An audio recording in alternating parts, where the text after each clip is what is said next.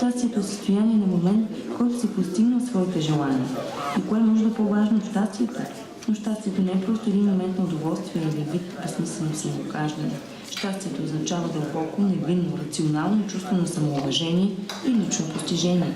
Това означава наслада от живота, която може да изпита само един рационален и реалистичен човек. Those who are interested will find it in my books, particularly in Ървин. Директор на Института Айн Ранд, Калифорния.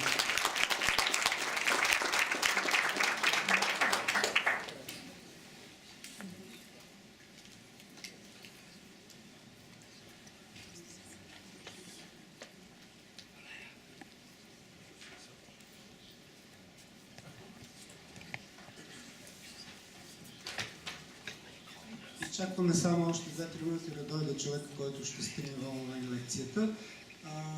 Може би отстрани, ако можете да се позиционирате, или може би отзад ви е по-удобно, както вие решите. Заповядайте.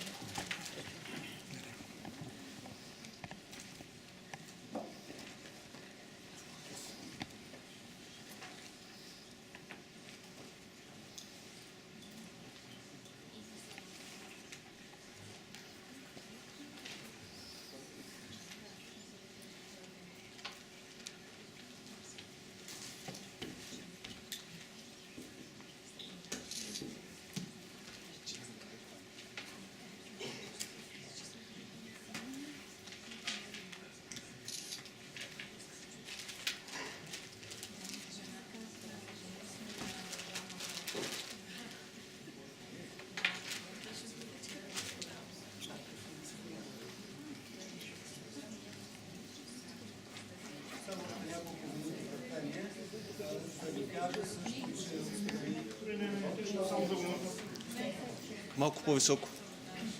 Чува ли се сега? Не. Чува ли се? Не. Тя пак?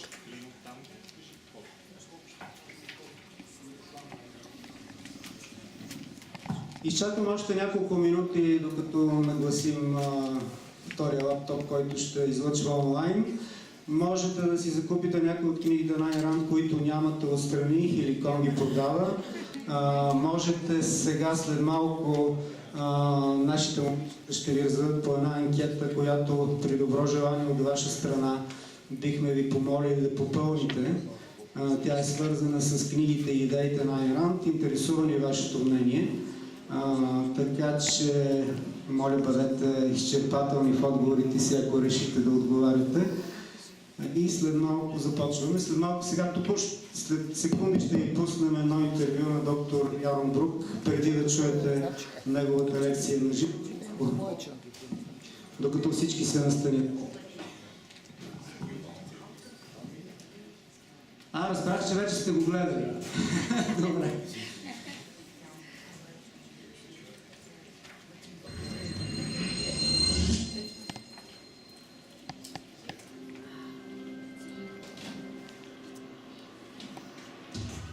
Should successful business people give back to society? Bill and Melinda Gates seem to think so. They've joined other very wealthy people in a campaign organized by the billionaire Warren Buffett to give back their wealth to society. If you give something back, it's because you took it in the first place. You can't give back what you didn't take. So did Bill Gates take something from other people? Were all the profits that he earned from delivering software to billions of people just taken from someone else? Or did he create wealth?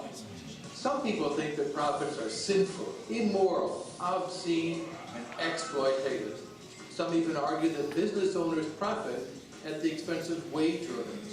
Karl Marx, for example, saw profit as the exploitation of surplus value that was appropriated by capitalists, and he predicted that if wages fall, profits will rise, and if wages rise, profits will fall.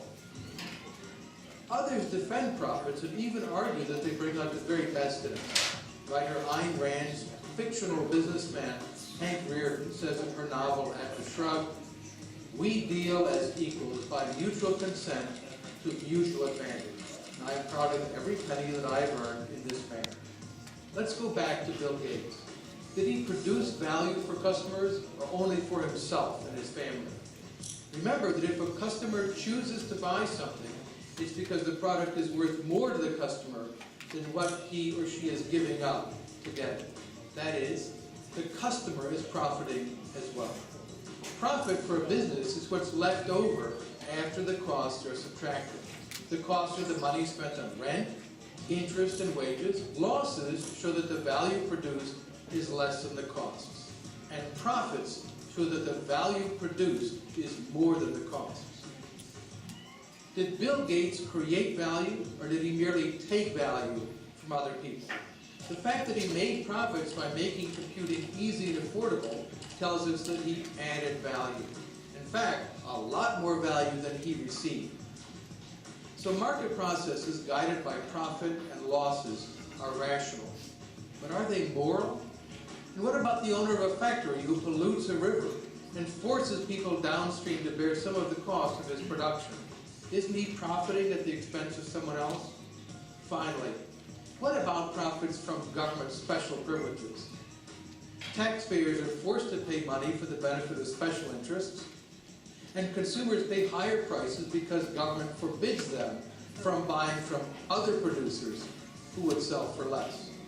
Favored businesses profit from subsidies or from the government's exclusion of competitors. Aren't special interests profiting at the expense of others? Indeed. But there's a crucial difference between profits gained by violating the property rights of others through theft, pollution, or special favors and subsidies on the one hand, and profits that are earned voluntarily through exchange on the other. Whether a transaction is voluntary or involuntary makes all the difference. When people enter into a voluntary transaction, they all expect to benefit, but an involuntary transaction benefits some at the expense of others. Did Bill Gates violate anyone's rights when he organized Microsoft and brought computer programs to billions of people? No. He offered customers value and free exchange, and they rewarded him for it every time they bought one of Microsoft's products. Profits earned honestly in the market are moral. They arise from morality and they reinforce morality. The search for profit through voluntary exchange teaches people to be civil. It encourages us to try to imagine what it's like to be someone else and to ask what other people would like.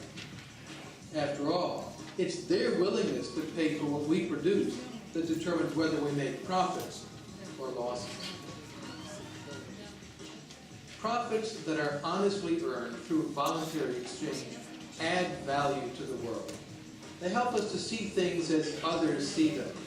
They channel self-interest into advancing the projects and interests of others as the best way to advance our own projects and interests, and enable people to be generous, which is the proper description of what Bill and Melinda Gates are doing.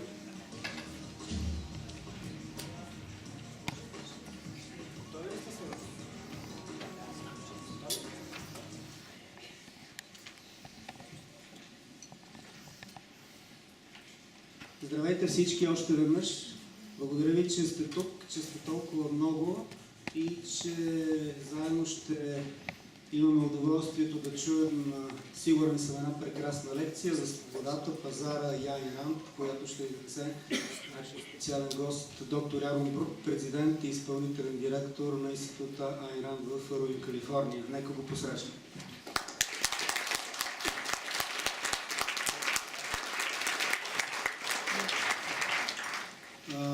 Доктор Брук е тук по покана на Института за свободен капитализъм Атлас, който аз ще представя след малко. Може би виждате на банер фикса радикален. Ние се прекръстихме тази пролет от радикален на свободен капитализъм. От една страна, защото това е по-точно философски, а от другата, за да почнат ни другаят чак на втората дума, не на първата. Така че може да има разлика в определението, но ние сме си същите. Ентусиасти, хора, които защитават свободата и ценностите на пазара. Искра Ангелова ще води тази задушевна и приятелска беседа, каквато аз очаквам да се превърне. Преди тя да представи нашите гости и партньори, тъй като господин Даниел Кадик, който е в ляво на доктор Брук, е постоянният представител на Фундация за свободата Фридрих Науман в България, Румъния, Молдова и Македония. Благодаря му за сътрудничеството и за възможността да бъдем тук в тази зала. Надявам се да имаме и следващи поводи да си сътрудничим. Видяхте няколко подгряващи видеа, които би трябвало да ви дадат представа за духа на лекцията, макар че повечето от вас, съм сигурен, са предварително запознати с идеите на Айн Ранд. Още веднъж щастлив съм, че доктор Ярон Брук е тук. Не само, че е тук, но и че е тук на една много символична дата, 7 ноември, когато в Русия избуха болшевишката революция. 12-годишната Алиса Розенбаум тогава я вижда от балкона на апартамента на своя баща, който има аптека почти до площада, така че в някакъв смисъл тя е свързващото звено между това печално за мен събитие и нещата, които се случват после. Благодаря още веднъж, че сме заедно и сега ще минем към деловата част на нашата сбирка.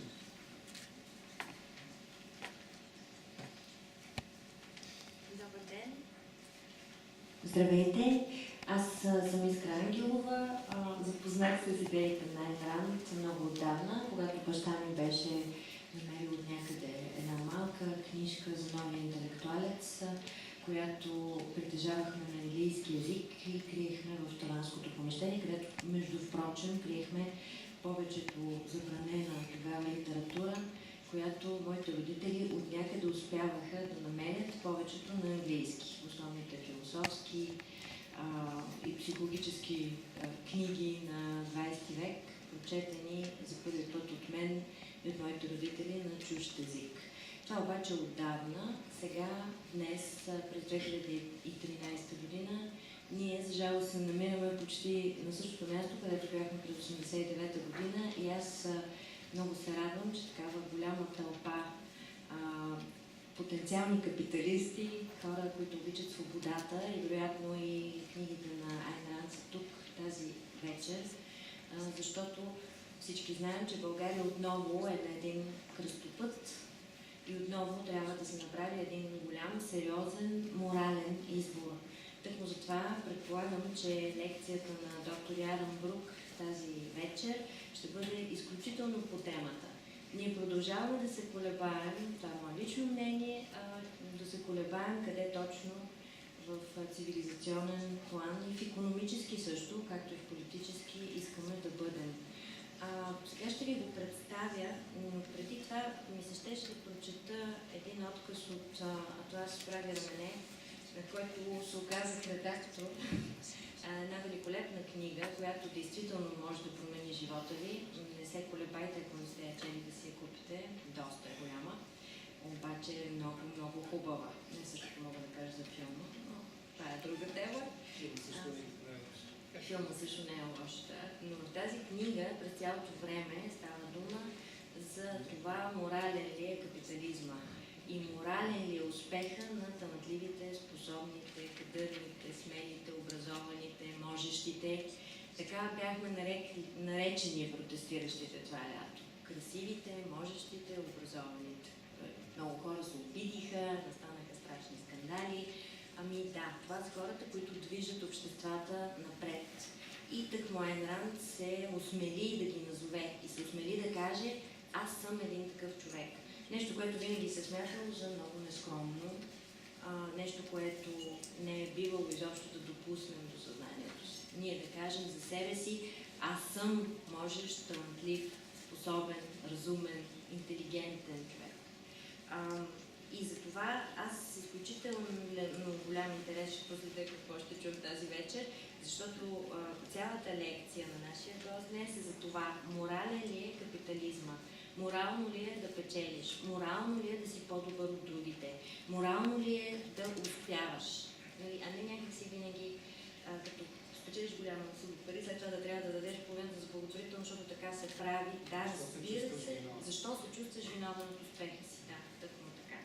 Сега, разбира се, тук възниква един етичен въпрос, аз се надявам той да отговорим и на него, дали човек остана сам на себе си, без никакви рестрикции, без една силна държава, която да го затиска, е морален. Дали той би постъпвал така, че да не вреди на останалите.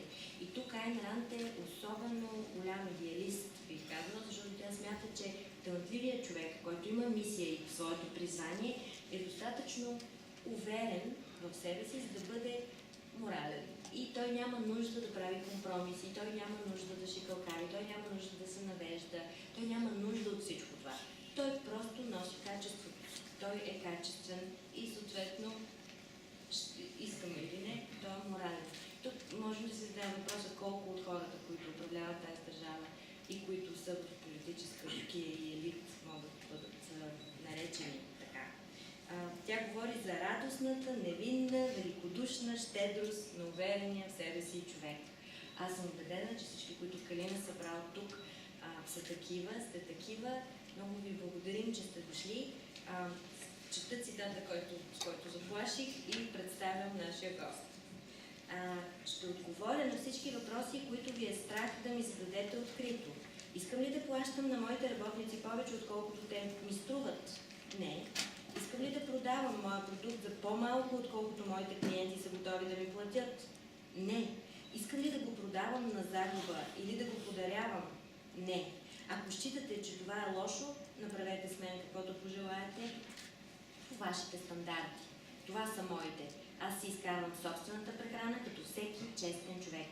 Отказвам да се приема виновен за собственото си съществуване и факта, че трябва да работя, за да го подсигурявам. Отказвам да се приема виновен за това, че съм способен да го правя и че го правя добре. Отказвам да се приема виновен за това, че го правя по-добре от останалите и че повече хора искат да ми плащат за това, защото моята работа е по-ценна. Отказвам да се извиня за моите способности, отказвам да се извиня за моя успех, отказвам да се извиня за парите си. Лошо ли е това, господа съдебни заседатели? Откъсът отново, казвам, е от това да се изправи рамене задължителна книга. Доктор Ярон Брук, предприемач, философ и академичен преподавател, е роден и израсъл в Израел, служил като сержант в израелското военно разузнаване, бакалавър по строително инженерство от Технологичния институт в Хайфа, Израел. През 1987 година той се премества в Съединените щати, където получава магистърска степен по бизнес администрация и защитава докторат по финанси в университета Остин в Тексас. Управляващ партньор на фирмата за инвестиционно консултиране BH Equity Research, Сан Хосе, Калифорния. Колумнист на списание Forbes. Негови статии са публикувани още и в Wall Street Journal, USA Today, Business Daily и в много други авторитетни издания. Чест гост е на националните радио и телевизионни програми в Щатите, съавтор Дон Лоткинс от Института Айн Ранд на националния бестселър «Базарна революция. Как идеите на Айн Ранд могат да сложат край на голямата държава». Изнася лекции на теми като причините за финансовата криза, морала на капитализма, ограничаване размера на държавата, както и външната политика на САЩ по цял свят. Председател и изпълнителен директор на Института Айн Ранд в Ървин, Калифорния от 2000-та година. Лекцията на Ярон Брук се казва «Пазарна революция. Как идеите на Айн Ранд могат да сложат край на голямата държава». Ще си позволя да го опиша с един цитат от изворът. Той е от хората, към които човек не може да изпитва съчувствие. Преди да му дадем думата обаче, преди да ви дам думата, before I give you the word, ще представя Калин Манолов, който е виновен за всичко това. Това е човека, започнал да издава книгите на Айн Ранд и не само, на всички големи либертариански умове. Човекът, който се е взел с тази, меко казано, просветителска дейност в България.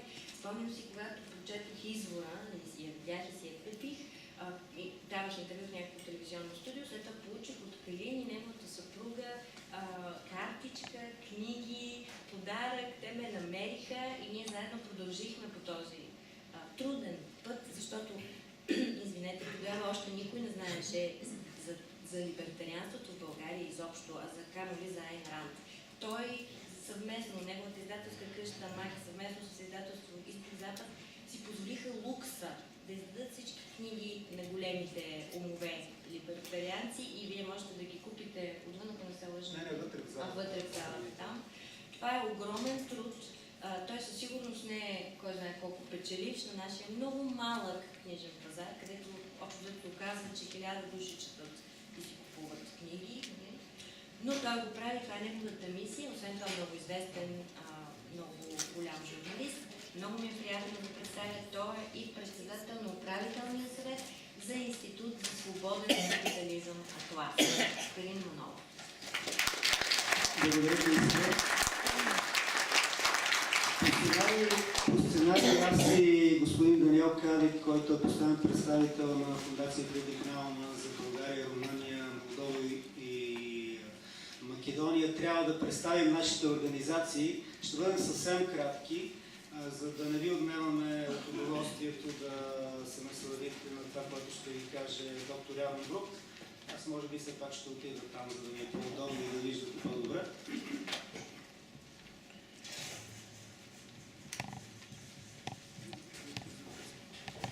Понеже казах, че днес е символична дата, 7 ноември, в началото така един тематичен анекдот. Както винаги Щирлиц решава да отпразнува този ден, Великата октомврийска социалистическа революция, и той разбира се е в Берлин, облича униформата си, слага всички ордени до кръста, развява червено знаме, запява варшавянка и тръгва по Унтерден Линден. И какво се случва? Вижда един мотоциклетен патрул от нацисти. Нацистите си мислят, какво си мисли според вас? Панкари. Щирлиц гледа нацистите и казва, роки. Така, това време на нацизма и на комунизма ние не искаме да се връща. Това е песента, която си е пел Щирлиц. Не знам, много от вас сигурно не са я чули. Казва се Варшавянка, бури и враждебни вой над нами и така нататък и така нататък. Всичките тези неща са част и от живота на Айн Ранд.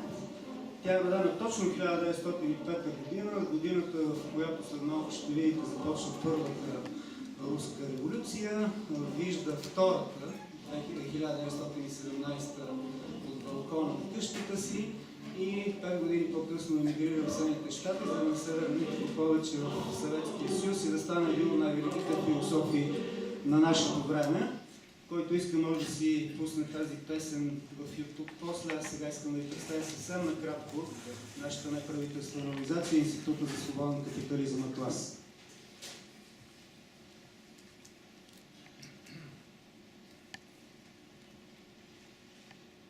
Създадохме се преди 3 години на благовещение, 2010 година, хора, които защитават ценностите на свободния пазар, свободата и на ограничаваната стопанска инициатива и конкуренция.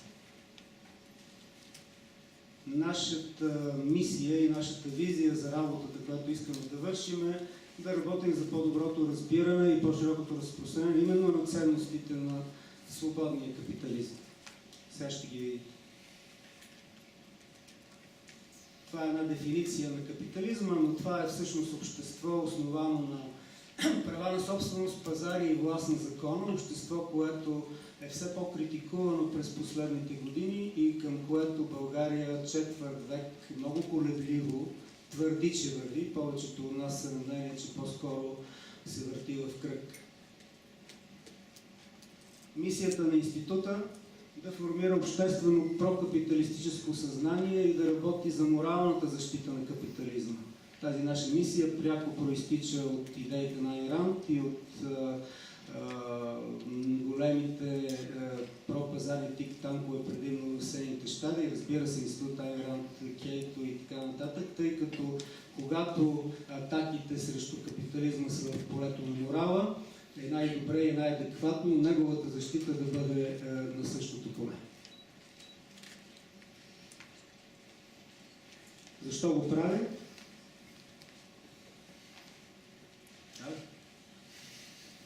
Защото мислим, че етичното поведение не е несъвместимо с стремежа към свободната пазарна икономика, към ефективност и печали, това, което ви говори Искра, че да печелиш и да успяваш морално и че не трябва да се срамуваш от успеха си.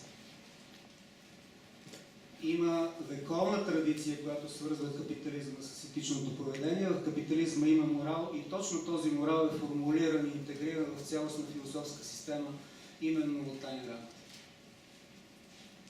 Това, което чувате като критични думи и отричане на капитализма през последните, особено 4-5 години, всъщност е гняв не срещу него. Това е гняв срещу икономическите злоупотреби. Защото един капитализъм, ако е от вида, който доминира в света през последните десетилетия, именно така наречения крони капитализъм, наистина не е това, което си е представил Айн Ранд и бащите основатели на Съединените щати и основателите дори на Европейския съюз, едно свободно общество, в което всеки е свободен да работи и да успява в името на своя собствен личен интерес. Това е цитат от Айн Ранд. Никоя политическа система в историята не е доказала стойността си толкова убедително и не е носило толкова голяма полза за човечеството като капитализма и никоя не е атакувана толкова яростно, погрешно и сляпо.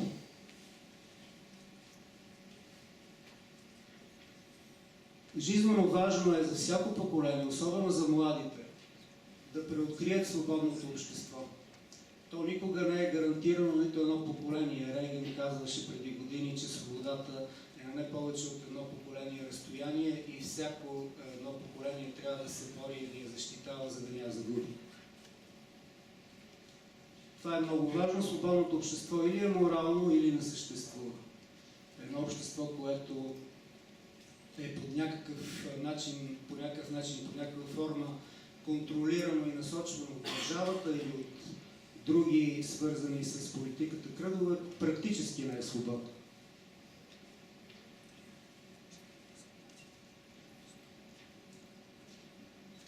Затова най-добрият пример, който може да бъде даден и цел, към която да се стреми една свободна държава, това е американската политическа система, но държа да уточня от времето на основаването на американската държава от края на 18 век.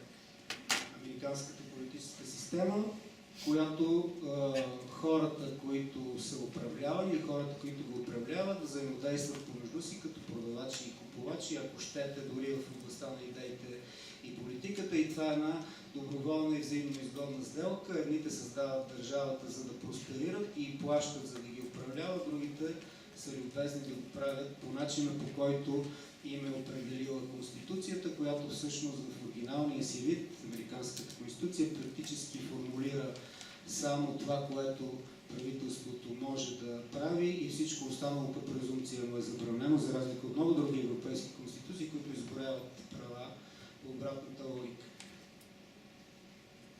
Последно завършвам, за да ви губя времето.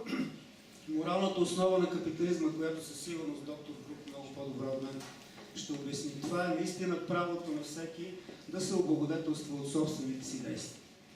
Изчерпаният капитализмът със сигурност не. В някакъв смисъл той от един век почти не съществува, от Първата световна война. Златното му време беше между Наполеоновите войни и Първата световна, когато се създаде този просперитет в света, върху който се базира все още богатството и доминацията на западния свят, но всички правителства в западните страни, Съединените щати напоследък много методично работят за разпиляване на това натрупано богатство чрез социалната държава, която трябва да бъде ограничена. Това защо ще ви обясни доктор Ярон Брук. Заплаха ли е? Не, разбира се, няма да ви отнемам повече време. Благодаря ви за внимание.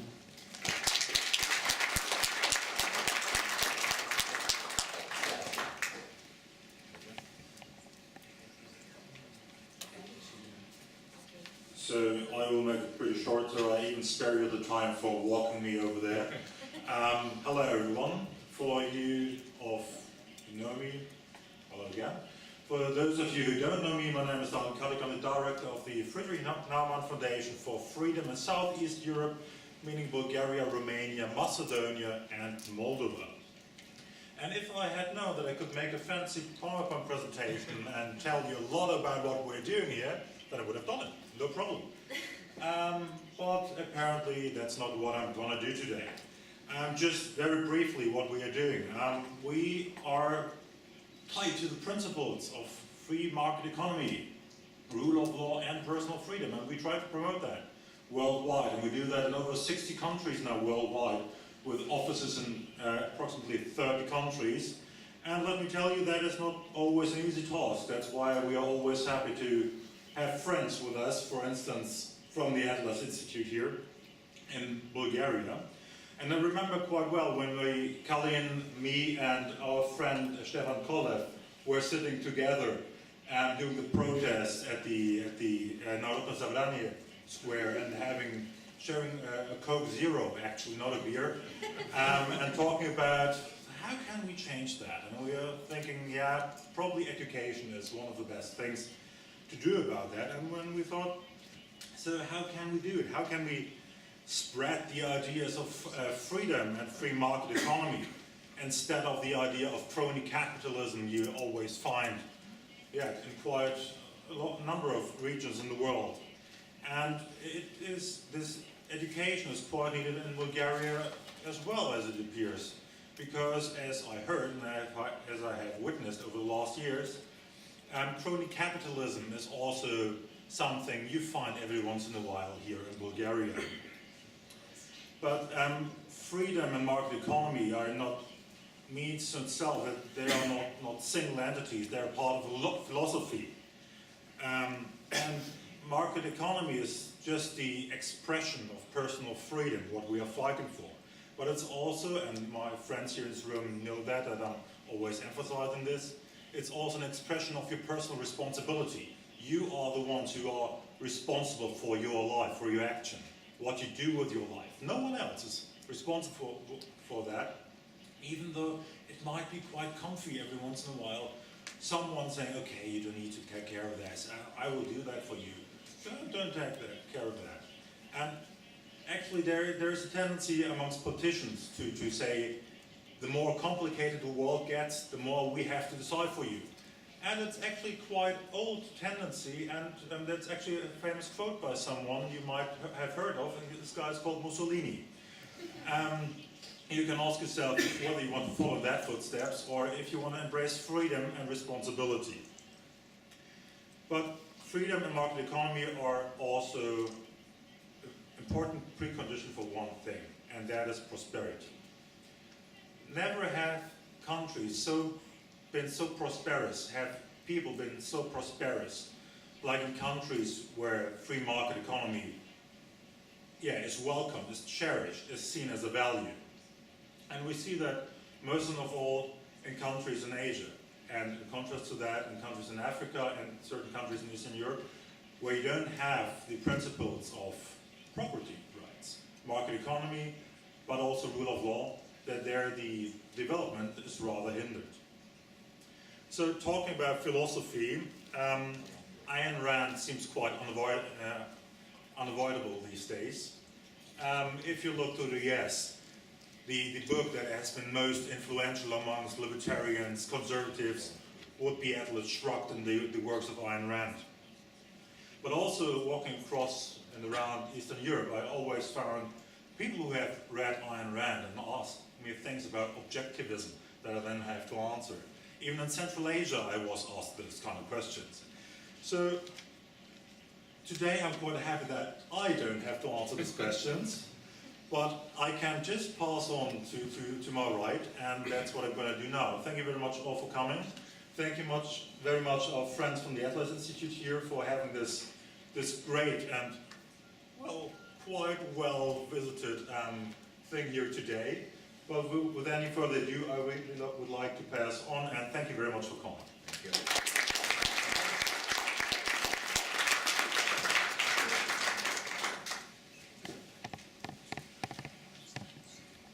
One, two, this works? Yeah. Thank you all for coming. This is terrific. to see such a large audience in Sofia. I don't think I wouldn't have expected it. So thank you, congratulations for putting this on. I'll try not to get too close to the camera and, you know, really go big on the internet. You know, one of the, as we've heard already, you know, one of the great mysteries that we all are living through is, and everybody, I think, in a free market world, everybody advocates for free markets, has to really be challenged by what I believe is the key mystery, the key puzzle that we all face. And that is, on the one hand, the enormous success of capitalism.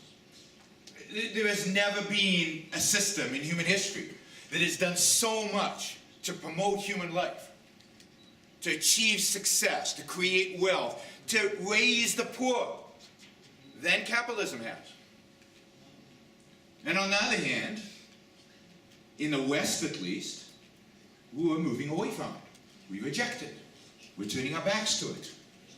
And for those of you who might think that America is the bastion of capitalism, the United States, I'm here to tell you it isn't. We're moving dramatically away from capitalism, steadily away from the system that allowed the United States of America to become the richest country on earth, the most successful country on earth. This better? Whoa. Too good. So the question I want us to consider tonight is why? Because I think it's the key question. I think it goes to the heart of the challenge that we face. And unfortunately, the answer is going to make it even more difficult to make the case for capitalism. But let me first talk about what capitalism is. What is capitalism? Right? What do we mean when we talk about capitalism? Because I think there's a lot of confusion about this issue, particularly generated by our enemies. They would love us to have a confusing concept of what capitalism is. Capitalism is the system of private property. It's a system where all property is privately owned, where the role of the government is limited in the economic sphere to protecting property rights, but otherwise, where the government leaves the markets alone. That's what capitalism is. So, I, for example, don't believe there is such a thing as crony capitalism. What we have today is crony socialism, or cronyism, or crony statism. But there's no some form of capitalism. Capitalism is that system. There is no country in the world today in that sense that is capitalist. What we have is variations of mixed economies. We have some countries that have a little bit of protection of property rights and a lot of the state. And we have countries in which the state is relatively small and we leave a lot to the marketplace. But the world today is a mixture of mixed economies. The challenge we have is that that mixture of state and free market is shifting to more state, at least again in the West, and less free market. And we have to ask ourselves, why is this? Because you know, we don't have time today to go through the whole history of capitalism and to show the incredible success. But you guys witnessed an experiment, right? You lived through an expansion of a middle class. It allowed the poor to rise from poverty. How many people 250 years ago were poor in the world? How many people were poor in the world 250 years ago? Everybody. Everybody. Except for a slight, small minority of aristocrats who stole from all of us. Everybody was poor. And poor to an extent that nobody in the West today is poor. We're talking about subsistence farming. We're talking about child mortality. You know, of over 50% don't reach teenage years. We're talking about real poverty that we don't experience, luckily, in the modern time. And why don't we experience? Because of what happened during the 19th century. Because of the Industrial Revolution. Because of the experiment, to the extent that we experimented with it, of capitalism. You know, there's a wonderful graph. There's a book called The Rational Optimist by an author by the name of Matt Ridley, which I don't agree with a lot of it, but some of it is just brilliant. The first chapter, everybody on the planet should read. And he has a graph in that chart of wealth per capita in human history. How wealthy we were per capita throughout human history. And he starts 10,000 years ago. And the chart is flat. And it continues to be flat. And it continues to be flat. And it continues to be flat. No wealth, really, is created for about 10,000 years. And then, what happens to the chart? It goes like that. And when does it go like that? Sometime at the end of the 18th century. I like to use the date, 1776, as the beginning. You know, it's somewhat arbitrary, but the beginning. But there are two reasons why 1776 is the date where that happens. One, America is founded, the first truly free nation on earth. But second, what else happens in 1776? Anybody know? Wealth of Nations is published. Adam Smith's Wealth of Nations is published that day, that year as well. Two very significant historical events. It's the beginning of freedom. It's the beginning of capitalism. And that's why that wealth goes up. So why are we rejecting it? That history shouldn't be a mystery. This is not hard to teach that history. And one of the things we all need to do is to teach the history. People take for granted what they have today. They take the internet for granted. They take all of the values we have today for granted. And 250 years ago, we were all poor. It is capitalism that has brought us these wonderful things. The degree to which we respect private property. But you can see it in the world around us. You know, Asia was mentioned. Has anybody here been to Hong Kong? If you could ever go to Hong Kong, make the trip. 75 years ago, Hong Kong was a fishing village in the middle of nowhere with nothing there. No natural resources. Nothing. A rock. All the British did when they got there is establish the rule of law. Protect property rights. That's it. Marginal safety net. Almost non-existent. Today, 7.5 million people live on that rock. Skyscrapers that make New York look old and dated. It's a dynamic, exciting place where people are making money, they're creating stuff, they're building things, and they're becoming wealthy. The per capita GDP of Hong Kong today is equal to that of the United States of America. It's 75 years from a fishing village to being as wealthy as America is. Why? Because they're free. Because they're capitalist to the extent, as capitalist as anybody is today. And yet, we're turning away from capitalism. There's something about capitalism. There's something about it that we reject, that we hate as a culture, that we despise. Whenever there's a financial crisis, whenever there's an economic crisis, anywhere in the world, before the data's in, before economists have analyzed anything, everybody already knows what caused the crisis. I mean, 2008 was a great example. The day the crisis happened, everybody knew it was capitalism's fault. Everybody knew it was bankers who committed the sins that caused the crisis. Without any analysis, we instinctually know if there's a problem, it must be those greedy bastards who run businesses that are at fault. It's an instinct. And later on, economists study the data and they look and they investigate and they discover, unsurprising to those of us who understand free markets, that actually the causes are not business, they're not bankers, but they're almost always government.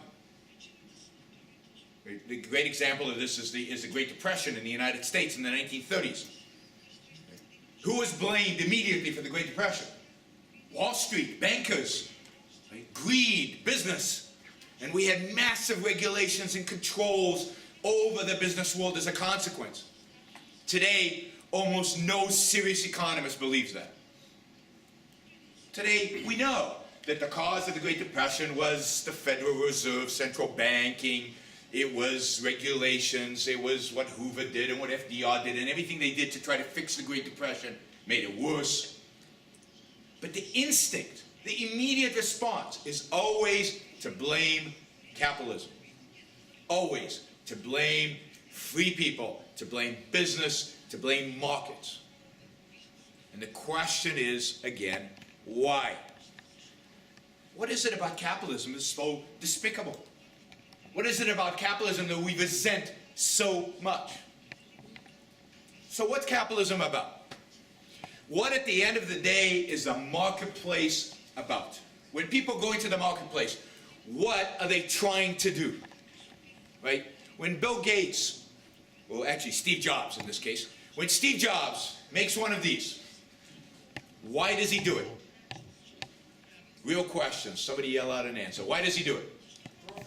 To make money, right? To make money. I know that's a little uncomfortable for all of you, but it's to make money. Now, is it only to make money?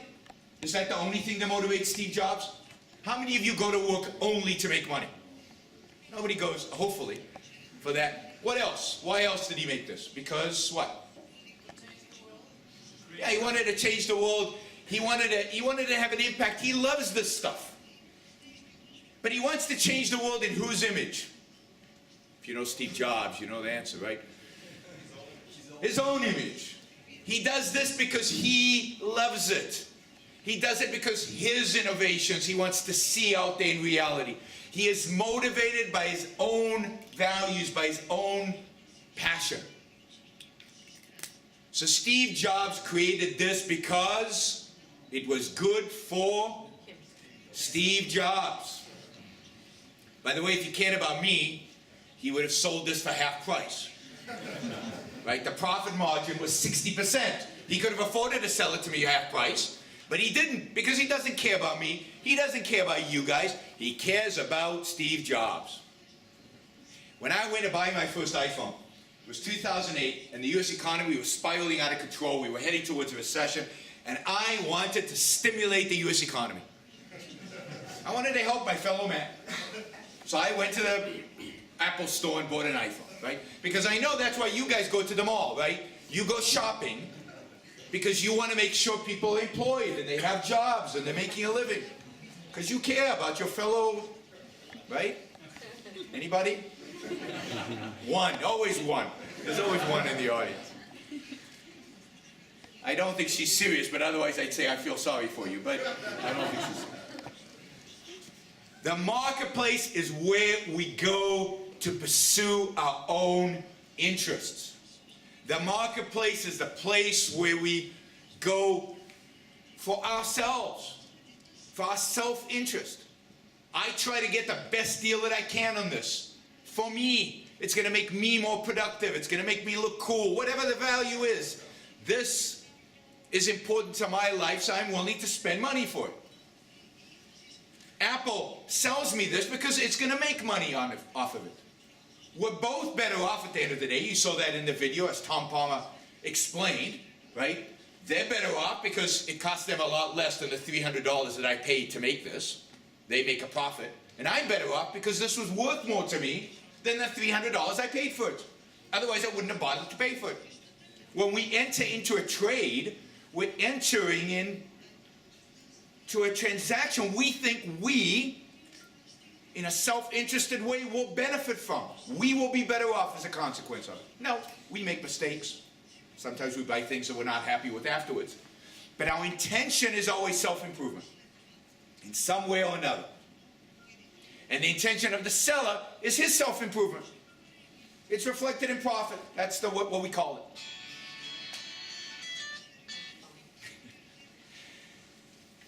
Marketplaces about self-interest. And yet, what have we been taught since we were this big about self-interest? What have we been told is the morality of self-interest? Now, I don't know about you, but I was raised in a good Jewish household, and my mother taught me to think of myself last, to think of others first, that this was the essence of morality, that this is the essence of ethics, is to be selfless. It's the sacrifice. Sacrifice is noble. Giving is good. Thinking of yourself, not so good. Not moral. Think of yourself last. Be selfless. Now, my mother didn't mean any of that, right? Nobody actually means this stuff. But this is what we are taught. This is what we are told is the definition of ethics. The definition of morality is selflessness. The definition of morality is working for other people, sacrificing for other people, placing your own interests last, and dedicating your life to the well-being of others. Indeed, our saints, our moral heroes, are typically people who do what? Who give up the good life, who go and dedicate themselves to helping the poor if they can, right? And the more they suffer doing it, the better, the more noble, the more virtuous they are. This is the perception of the culture. And I'll give you a perfect example. Tom Palmer, who has already set up the stage for this. Bill Gates. Bill Gates made for himself $70 billion, right? How did he do it? He did it by selling us product that we wanted, that made our lives much better. How much better did he make our lives? If you look at the entire world, how much better is the entire world because Bill Gates did what he did? He made 70 billion. How much did we make? Trillions. You can't measure it. Bill Gates, by building Microsoft, has touched almost every human being on the planet. He has made life of people better everywhere in ways that you cannot completely measure. I mean, would we have an internet today if not for the standardization that Microsoft created? Think of the software industry that was created around Microsoft. Think of the jobs. Think of the wealth that was created because of what Bill Gates did with one company. Now, does Bill Gates get any moral credit for building Microsoft? Is Bill Gates considered a virtuous, noble saint for making $70 billion for himself? Not by you, by the people out there. No, nobody thinks of Bill Gates as moral because he built a business. And quite the contrary. At best, that's Bill Gates. He's upset at me. Because he actually advocates the opposite philosophy of what you'll hear me say, but we can talk about that later. At best, we think of Bill Gates from a moral, ethical perspective as neutral. And at worst, we think he's a villain. We think he's a bad guy because he made so much money. Now, when did Bill Gates become a good guy? When did he become a good guy? When did society think, ooh, now Bill Gates, now he's becoming good? When he left Microsoft, took all his money, put it in a foundation, and started giving it away. Now he's good. So building, creating, changing the life of the entire planet, we don't, no big deal. Giving away money, that is good. Giving away money, by the way, he made by creating all this stuff, that somehow is good. And think about it. How many people, in which activity is Bill Gates going to impact more people? He's going to change more lives? Philanthropy or business? Business by a long shot. There's not even comparison. And he might be the greatest philanthropist in human history. And he will affect far fewer lives than he affected as a businessman. And yet, that activity is what's considered noble and good. Now, we still don't consider Bill Gates a saint. He's still not, a hero of morality, right? Why? Well, because he seems like he's enjoying it. He does. If you wanted to make Bill Gates a real moral hero, what would he have to do? Yeah, he'd have to give it all away. He'd have to move into a tent. And if he could bleed a little bit. I mean, yeah, it's funny, but it's sad. It's sad. Because what we're saying is suffering is noble. What we're saying is giving is noble. Living for other people is noble.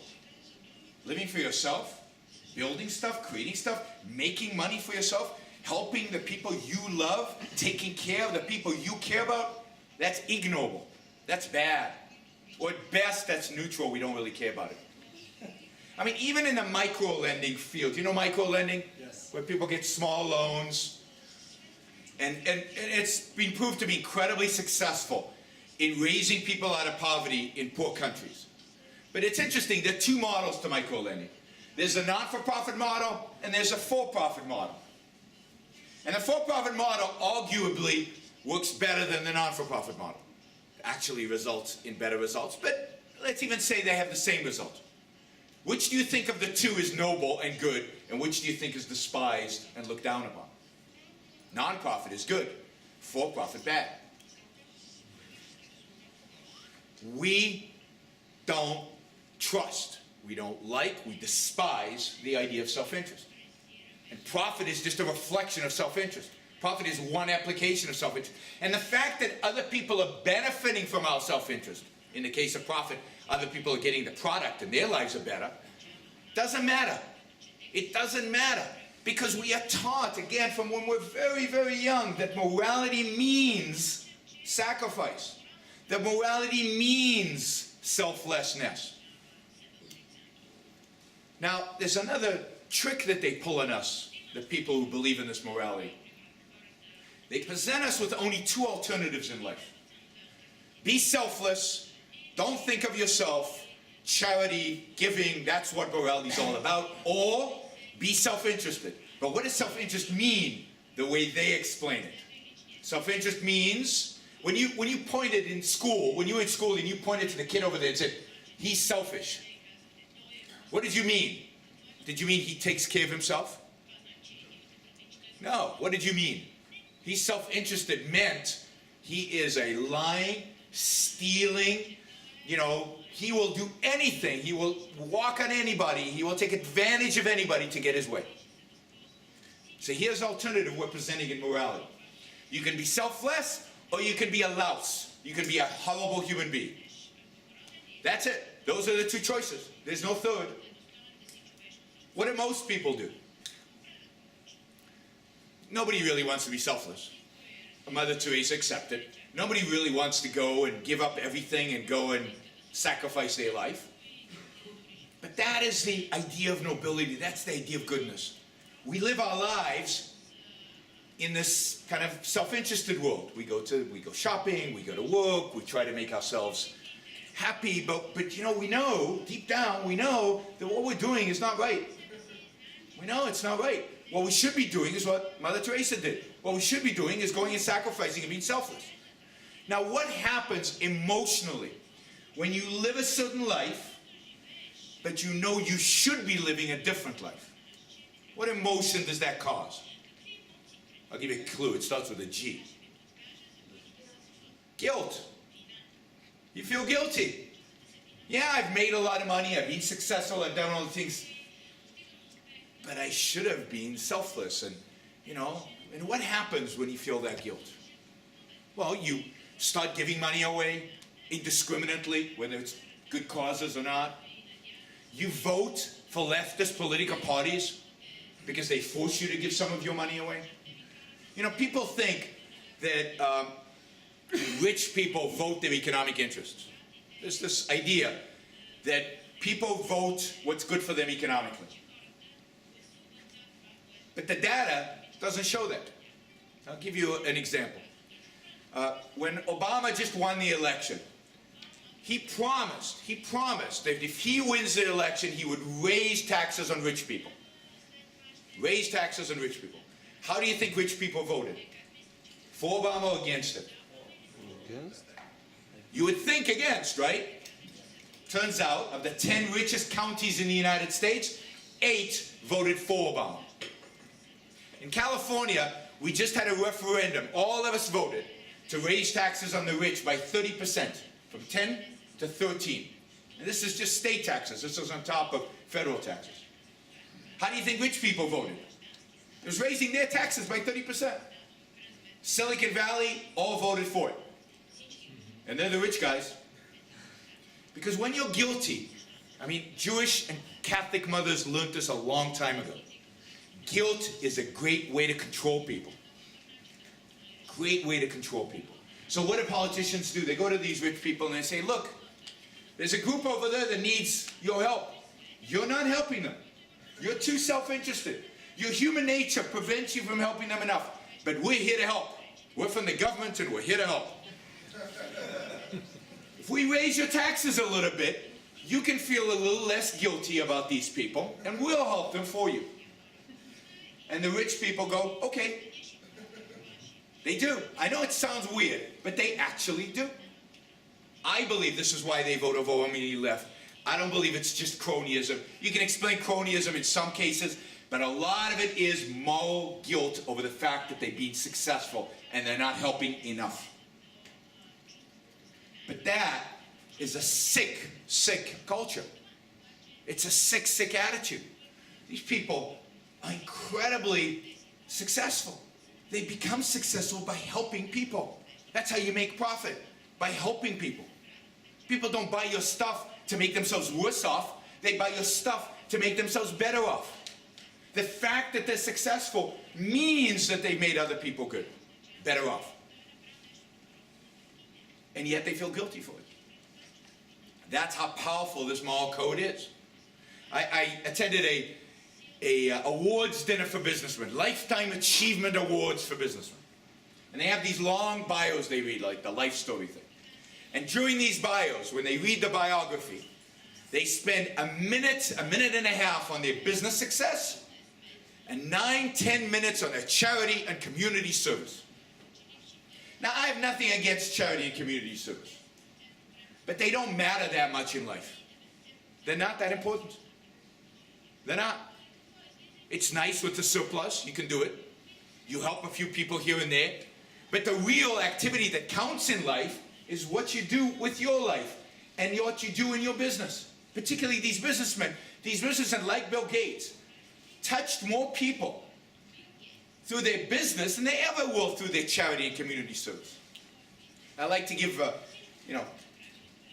1776, when America was founded, till World War I.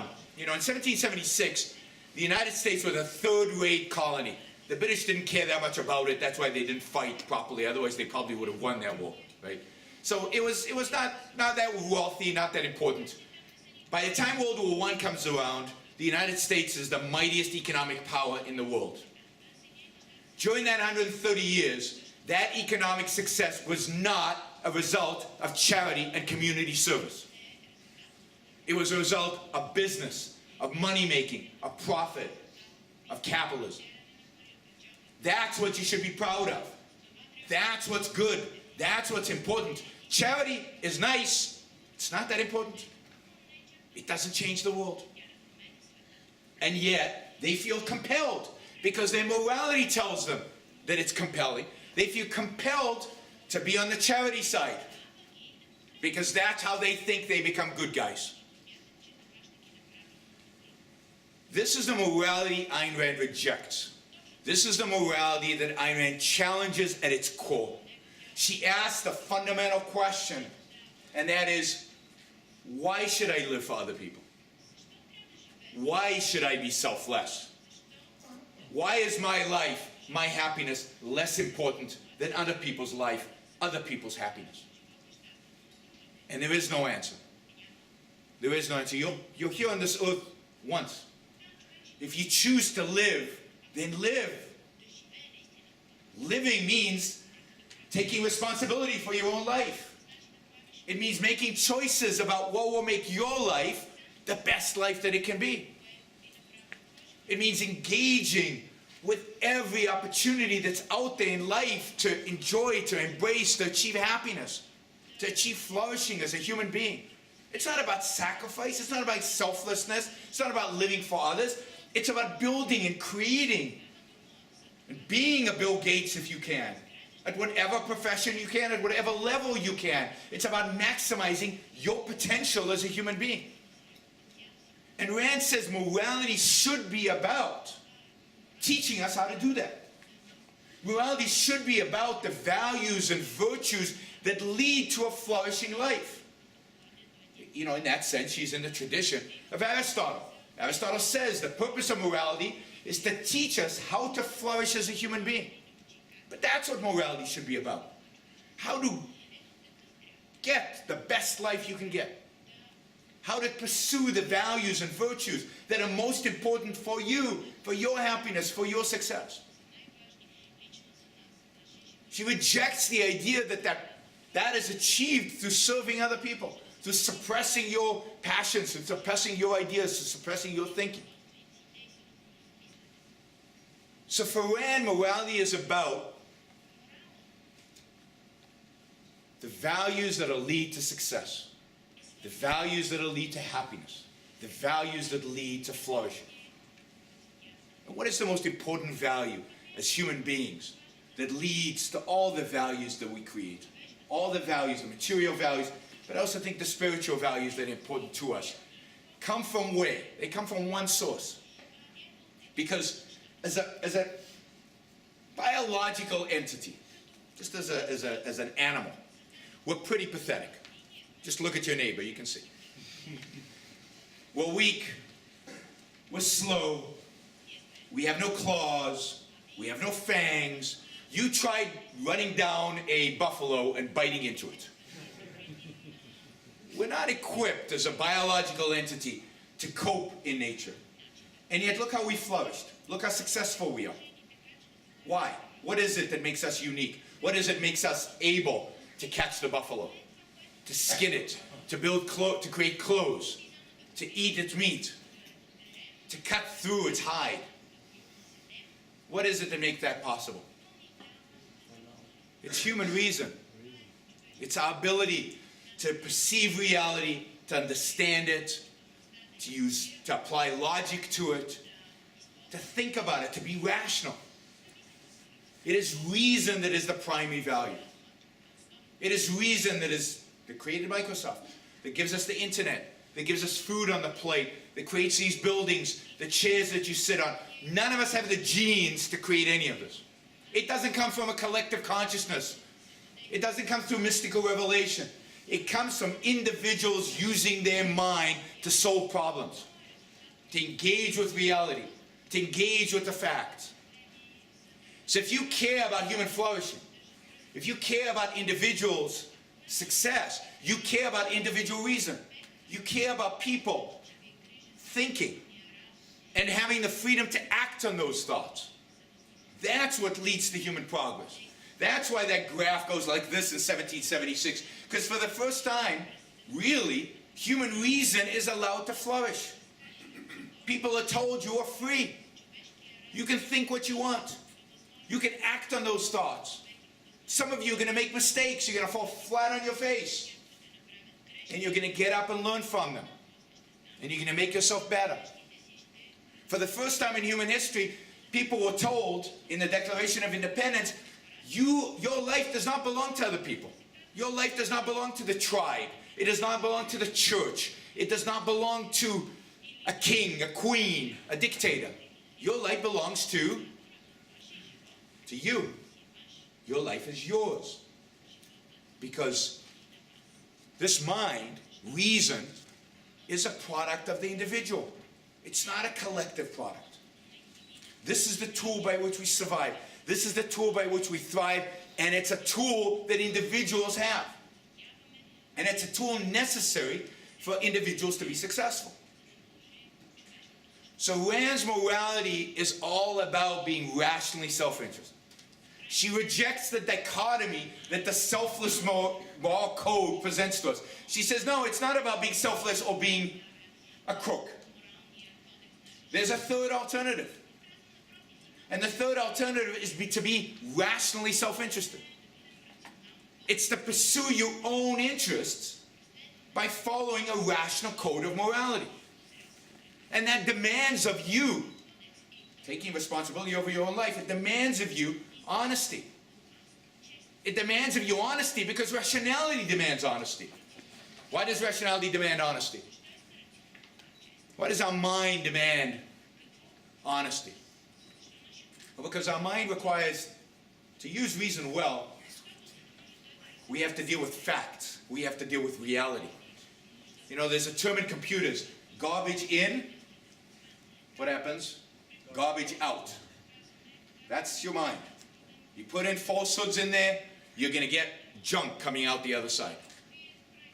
So be rational, be honest, have integrity, be productive, right? Build the stuff, create stuff. This is why Steve Jobs and Bill Gates should be moral heroes, not for giving money away, but for producing, for creating, for taking care of their own lives. Build, create. And what is the reward to you from building and creating? The knowledge that you can take care of yourself. Why do rich people keep working? Harder than poor people often. Why? Because they care about another dollar? Because they're going to spend it? Because because they want to feel like they are engaged in reality. They love it. And they want to know, constantly know, that they can take care of themselves. That's where we get our self-esteem. That's ultimately where we get our happiness. It's from our productive engagement with reality. So, be productive. You know, this is the message we should be telling people. You want to be happy? You want to have a successful life? You want to flourish? Work. Take your work seriously. Try to make as much of it as possible. Now, I'm not going to go through the entire ethics of Ayn Rand. I encourage you to read an essay she wrote in The Virtue of Selfishness, the Objectivist Ethics. But the key is to understand the connection between this kind of code of ethics and capitalism. Because what kind of political system do people who are pursuing their own self-interest want? If I want to achieve my happiness, if I want to achieve my values, if I want to be rational, what kind of political system do I demand? Because it doesn't have to be the state. Ask Galileo. With Galileo, it wasn't the state. It was the church. It's force. It's coercion. Force and coercion are anti-mind. They're anti-reason. They're anti-happiness. They're anti-self-interest. You cannot pursue your self-interest if you're constrained by force. If somebody puts a gun to your back and says you have to go left, but you want to go right, because that's where your rational values are. You have to go left because they've got a gun at the back. You cannot pursue what you think is right, what you think is just. If somebody puts a gun to your head and says from now on, 2 + 2 = 5. And if you act any differently, we will shoot you. You can't build a bridge. You can't create a computer. You can't do anything. You're dead. So people who want to pursue their life, who want to pursue their happiness, who want to pursue reason, need freedom. Freedom from coercion. Freedom from coercion. All forms of coercion. And this is why we establish government. Not to coerce us, but to free us from coercion. To extract coercion from society. To protect our rights to property, our rights to life. To take coercion out of society, to have a police force and a military and a justice system. And to leave us free to live our lives for our purposes. Not for their purposes, for our purposes. Remember, your life is yours. So, people who value their lives, people who are self-interested, people who believe that their self-interest requires the use of their mind, demand, will go out into the streets, will revolt in order to achieve political freedom. Because that is the fundamental requirement of being able to pursue their values. Capitalism is that system. Capitalism is moral because capitalism is the only system that leaves the individual alone. It leaves him free of coercion. It protects the individual from other people who might coerce him. And it leaves him alone to pursue his values, to pursue his interests, to pursue his life, to pursue his happiness. But for that, we need to value the idea of the pursuit of happiness as a moral principle, as the moral purpose of our lives. So if we want capitalism, if we want freedom, if we want political freedom, if we want economic freedom, what we first have to do is change the moral code that dominates our culture. We need to reject the idea that your life belongs to others. We need to reject the idea that life is for service and life is to serve the collective, the group, your neighbor, whoever. And we need to embrace a new morality, a new moral code. We need to educate people about this moral code. This moral code of personal responsibility for what? For their own lives. If we can do that, if we can have a moral revolution, an ethical revolution, then political freedom is easy. Economic freedom is easy. Because people like that will not tolerate any other system. So I'll end by calling all of you to a revolution. A moral revolution, an ethical revolution, a revolution for self-interest. And we might as well start today, because the sooner we get on with it, the sooner we'll have political freedom. Thank you all.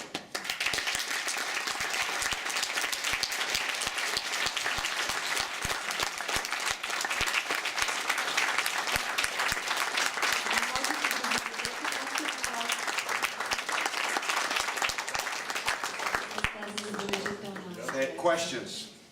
Have to be some. It always takes the first brave soul. On anything. Yes?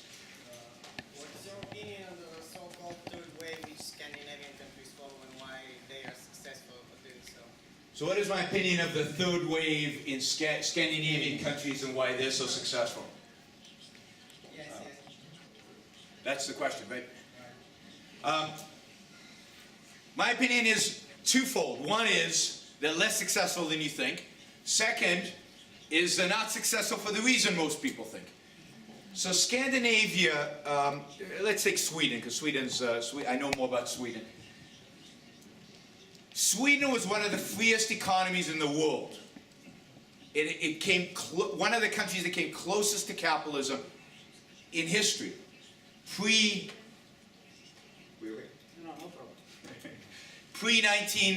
the late 1950s.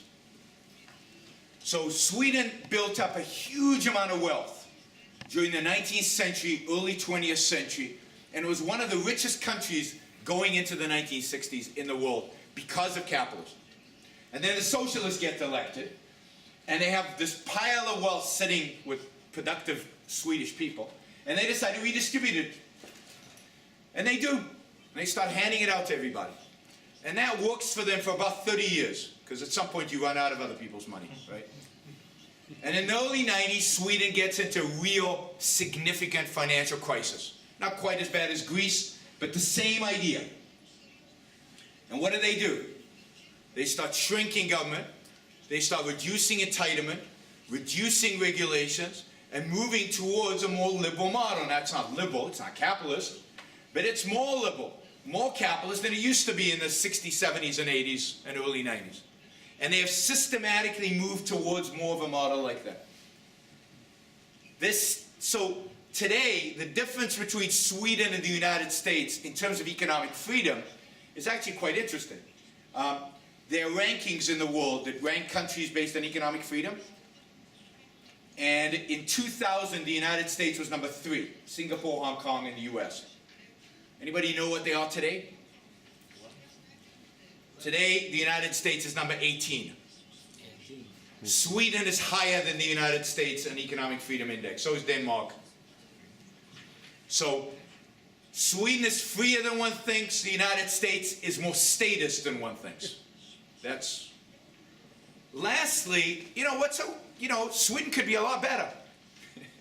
If Sweden were free, Sweden would be a lot happier, Swedes would be a lot happier, maybe there'd be fewer suicides, maybe global warming would help as well, but it's a little cold over there.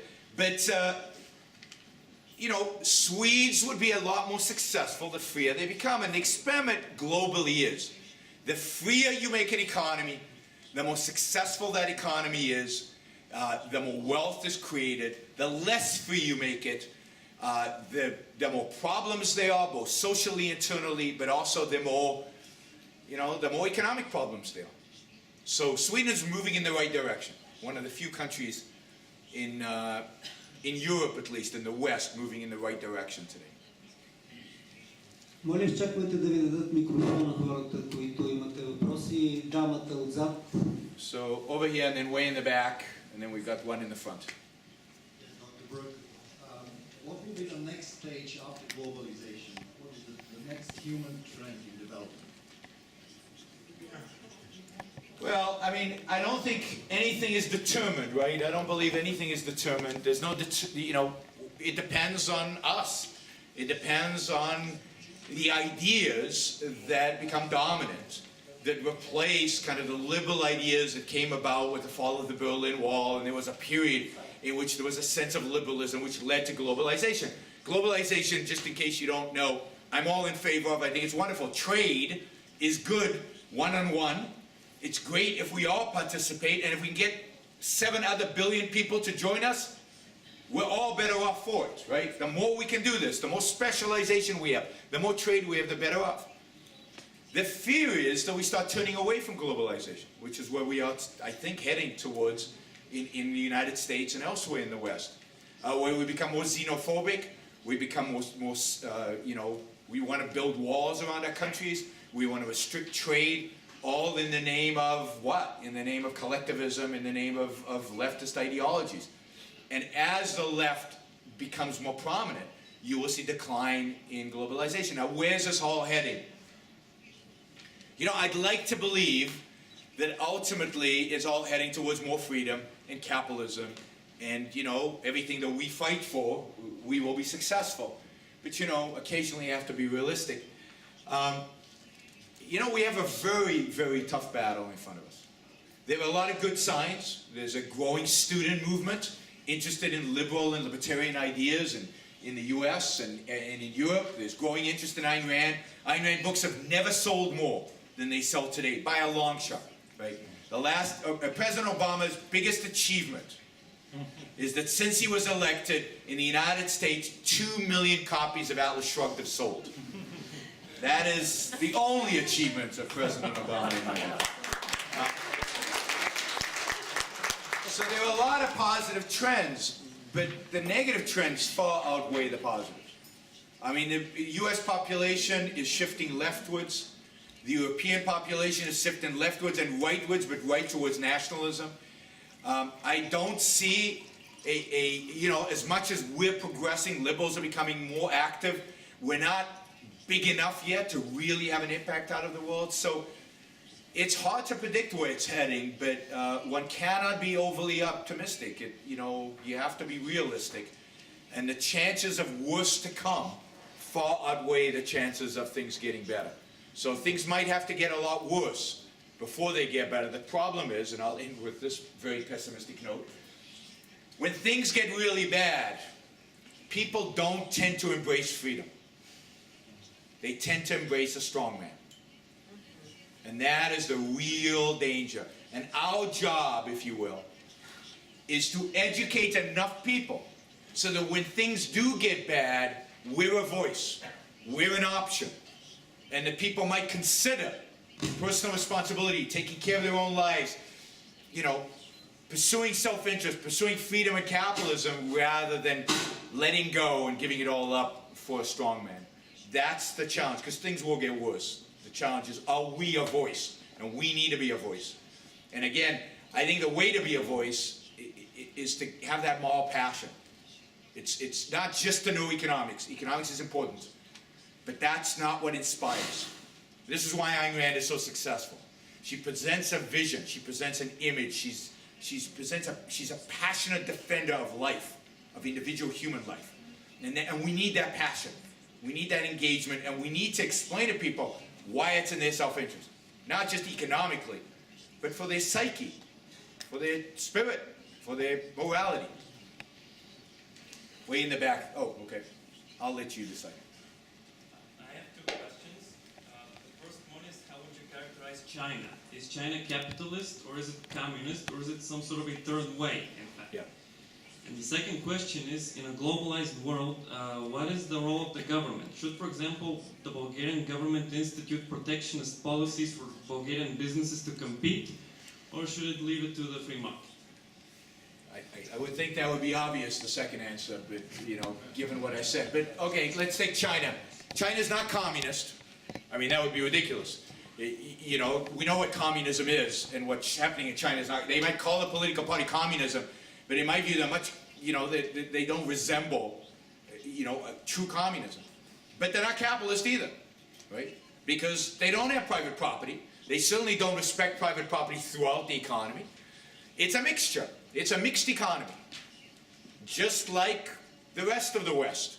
It's a mixture of heavy state control with some freedom. Now, China's an interesting experiment, because what China did is it's not uniform across the whole country. What they did is ran experiments. They went to the southeast of the country and said, you guys will pretend you have private property and we'll give you freedom. In the economic sphere, you can do anything. And that part of the country boomed. I mean, we've never seen such growth rates in human history. And the number of people that were brought out of poverty because of that was tremendous. So then they started expanding it in different places. But at the same time, vast parts of the country don't have any freedom, even economically, or very little freedom economically. Then they have some private businesses, but then they have state businesses. They have this combination. And what's fascinating is to see what works and what doesn't. It's a wonderful experiment, and you can see the state businesses mainly produce lousy products that don't do a good job. A lot of them are losing money. They can't pay their debts. The banking system's in trouble as a consequence. On the other hand, it's the private businesses in China that are booming, that are succeeding, that are employing people, that are raising people's standard of living, that are creating new wealth. And hopefully what will happen is China is they'll continue to move towards greater and greater and greater capitalism. Now, I'm suspicious of whether that will happen or not, because I think they look to the West for the model. And they see in the West regulations, controls, massive redistribution of wealth, capital controls, which they have today, and they're thinking of loosening up. And they take that as a model. So, for example, the central bank in China, there's no deposit insurance. Now, my guess is that deposit insurance means that the government guarantees all the deposits. Now, implicit, I think there is, but there's no explicit deposit insurance. Now, I don't think deposit insurance is good. I think it creates moral hazard. I think it's a disaster to having deposit insurance. China is now going to, one of the ideas for reform, pro-Western reforms, is to have deposit insurance, is to move away from an element of capitalism, right, towards more statism in one area. They're going to be doing much more welfare, much more redistribution of wealth, and so on. So China is going to be interesting to watch where it decides to go on this path.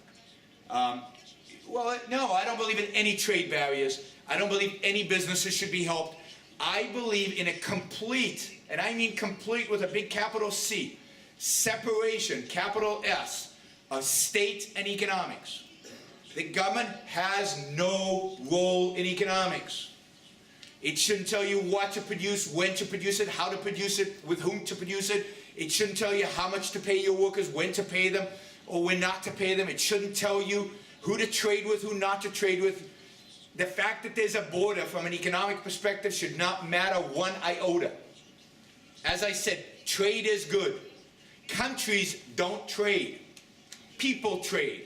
When I buy a Chinese product, I'm not buying a Chinese product. I'm buying a product that was made by a Chinese guy. Why do I care if the guy who made the product is Chinese or Bulgarian or American? I'm better off. He's better off. We're all happy. And the more trade there is, the more wealth there is, the more we're all better off. So no government involved. Indeed, I don't believe government should be capitalist or socialist or communist. I believe government should have no position on economics because it has no role in economics. You want to be a communist under capitalism? Find a bunch of friends, go start a commune, give each according to his needs, from each according to his ability. You'll have a miserable, pathetic, awful life. You'll die poor, but that's your problem, it's not mine. As long as it's voluntary, great. You will have a miserable, horrible life. I don't believe that whatever you want is good for you. Some things are good for you, some things are bad for you. And I've seen what happens on a kibbutz in Israel, which is, voluntary. It's awful. People hate each other. They stab each other in the back. You know, the quality of life goes down. They privatized the kibbutzim in Israel because it doesn't work. But if you want to do that under capitalism, the whole idea of capitalism is freedom. It's not to impose a particular economic theory on people. It's to leave people free. And when you leave people free, you know, we know what they'll do. They'll build and create and produce. In the back, behind you. Само едно допълнение, доктор Брук, за да завършим с Китай. Не мислите ли, че всъщност китайският модел е един твърде дълго продължил, не така прекрасно описан в Ние живите от Айн Ранд? Maybe do you think that the Chinese model is very well explained in the With Living by Ayn Rand? New economic policy by Lenin. Well, it's much more than the new economic policy by Lenin. And that's why Lenin, it failed. I mean, it succeeded a little bit with Lenin. But look, if you go to China, it's astounding what they succeeded. So the Chinese model goes far beyond what Lenin did. It gives a lot more freedom than Lenin ever gave in the Soviet Union. And as a consequence, the wealth created, the freedom that people have is far greater. And I think it's going to be very difficult to reverse it. I don't think a Stalin could just come in and turn it around like that. I think in China, there's a certain permanency to it because it's been so successful and so much freedom in the economic sphere has been allowed. Now, if they rein it in, they'll have to do it slowly. They can't do it all. They'll have a revolution on their hands, in my view, if they do it too fast. Can I ask one question? Sure. We got a question here, and then I'll take it. I'm sorry. Because I always want to return here now. You're in Bulgaria. According Economist magazine, we're the saddest place on earth. They counted through different measurements, and we're the 140th country among 155 in terms of well-being, and the saddest and poorest place in Europe for sure. So what you're talking about, what we read in Айн Ранд books is a little bit of a theory for us. What is your advice for Bulgaria, the saddest and poorest place in Europe? Well, I would start by not believing what you read in The Economist, just generally. I don't believe in these well-being measures. I don't believe in these happiness measures. They're very skewed. They've got a political agenda behind them. You know, according to these measures, Denmark is the happiest place on earth, and if you go there, you know, suicide rates are very high, so I don't know where they get that. But, you know, it has to do with culture, it has to do with so many things. These measures are no good. But look, what you need to do in Bulgaria is fight for freedom. It's argue for freedom. It's argue against cronyism. It's to argue against statism. And whatever movement you can make towards greater freedom. And it's individual freedom. It's freedom for the individuals to make decisions, which means economic freedom. But there's no alternative but to fight. And to fight the statists. And the statists on the left and the statists on the right, the statists in the middle. It's a real, you know, this is why I said it's hard to be optimistic. But you gotta go out there and fight. But the lesson from Ayn Rand is not just that we need to engage in this political fight. The lesson from Ayn Rand is you need to find the values that make your life happy, right? You need to find what your well-being, what values lead to your personal, individual well-being. And go pursue them, go live. You know, have fun. Have fun in there. You know, in the big sense and the lifelong sense. You know, pursue real values. And part of that is to fight for political freedom. But there can't be everything. You know, there's still great music out there. There's still great art out there. There's still good friends out there. There's still people to fall in love with. There's still good stuff to do. And the focus Ayn Rand gives us is to focus on your life, on what makes you happy. And go and try to achieve that in spite of the obstacles. You know, if you lived, and you did live under communism, that's almost impossible. If you ever read Ayn Rand's We the Living, you know she shows in We the Living why it's absolutely impossible to live any kind of successful, happy life under true totalitarianism. Luckily, we don't have totalitarianism yet, again, right? So whatever freedom we have, enjoy and fight for more. and keep moving the needle. But one of the things to let people know, I mean, there are three things about capitalism people don't know. One, what it is. They just don't know what it is, because the media keeps telling them that what Bulgaria is now is capitalist, right? Or the cronyism that we have in the West is capitalism. So first you have to tell them what capitalism is. And second, they don't know the history. Teach people, talk to people about the history. No system in human history has been more successful. None. Nothing has generated more wealth, more success for everybody. Everybody is willing to work. Everybody is willing to apply themselves than capitalism. And third, that it's moral. I think the most important. That it's good for their life, and living their life for themselves is what they should be doing. You got to keep preaching those three things. And it's hard, and it's frustrating, and nobody wants to listen. Believe me, I know. I do this for a living, right? And people don't want to listen, and they don't want to hear it, but this is our cause. And if you've got limited time, this is my last piece of advice. If you've got limited time and limited resources, which we all do, right? We've got limited time and limited resources. Who do you have a chance of affecting most? An 18-year-old or a 50-year-old? An 18-year-old. Put all of your resources into going after young people. They're the future. They're going to be screwed by this system. And they're the ones who are open.